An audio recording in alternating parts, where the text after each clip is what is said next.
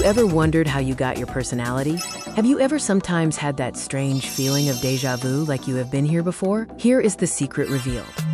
Far, far away, on the ancestral plane, a mysterious figure steps forward and says, "It's now my turn to be reincarnated into their lineage."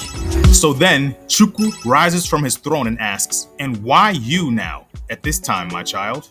The ancestor responds, "My gifts and personality can guide the history and direction of this family into glory."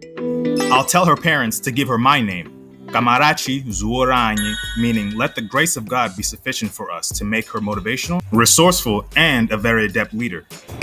She flies through worlds to enter the body of the baby about to be born, but then is knocked off course by spiritual turbulence steering her towards the wrong body.